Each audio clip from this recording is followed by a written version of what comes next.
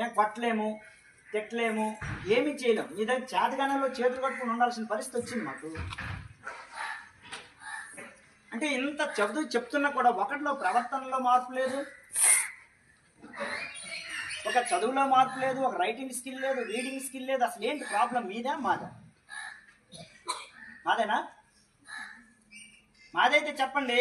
మీ అందరికీ చిన్న దండం పెట్టేసి పడుకుని పెట్టి పెట్టేస్తాను. మరి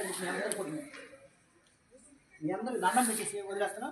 లేదంటే ఇలా నేను తీసుకుంటాను. మరి గుంజలు అయినా మీకు అందరికి కూడా మీ నేనే పనిష్మెంట్ వేసుకుంటాను.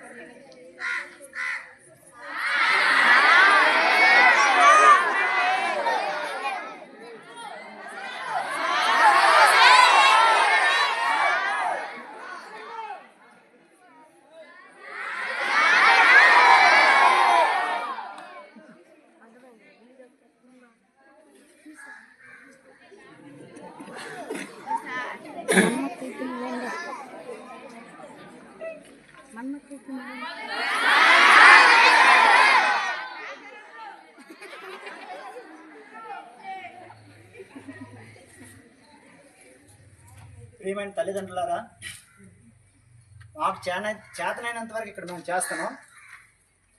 మీ పిల్లల్ని మీరు కనీసం కంట్రోల్ పెట్టకపోతే మీరు స్కూల్కి పంపించడం వృధా అవుతుంది.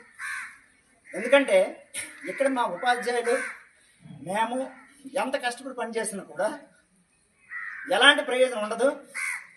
మీరు మీ పిల్లల్ని అద్దెలో పెట్టుకోకపోతే మీరు పాఠశాలకు పంపించడం వృధా అవుతుంది.